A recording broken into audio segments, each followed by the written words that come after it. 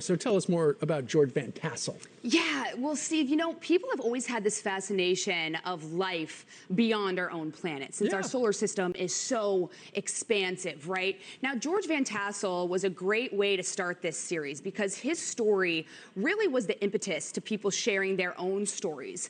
He was, back in the 50s, he believed that he was contacted by interplanetary beings that then gave him the idea to build this device that would help lengthen the lifespan of a human being. And when you say contacted, he was getting telepathic messages, but then at some point he says he was abducted, took a spaceship ride, and they gave him some blueprints to something he would eventually build here on Earth. Exactly, and the crazy thing is that he was very well respected in the community. He worked in the aerospace industry for Douglas Aircraft, which so is you're saying he was not a crackpot?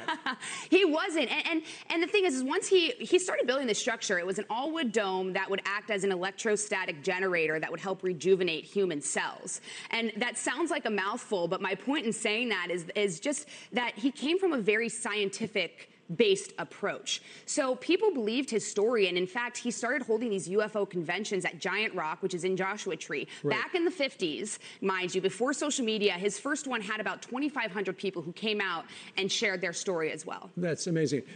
From the series, here is an expert explaining how this guy got the idea for this machine that would make you live forever.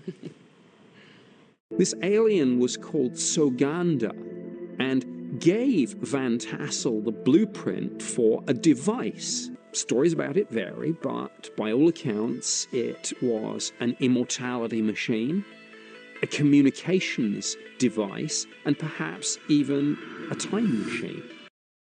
Sounds fun. That was the idea. It was supposed to make you live forever. Unfortunately, he built it, but then he died of a heart attack. That's right. He ironically died before it was finished, but that structure still exists in Landers, California. They use it for meditation, for sound baths, things like that. But, you know, that's just one of the stories that we explore in this series. We also dive deeper into MK Ultra, which was a top secret CIA program in the 50s, 60s, and 70s that used LSD and other drugs on sometimes unwitting subjects to test the capabilities on mind control. But then we talk to the people who just have these unexplainable stories and who were former military, who are very well-known lawyers. I mean, people from all over the spectrum. Check it out. Alien Abduction, streaming now on Fox Nation.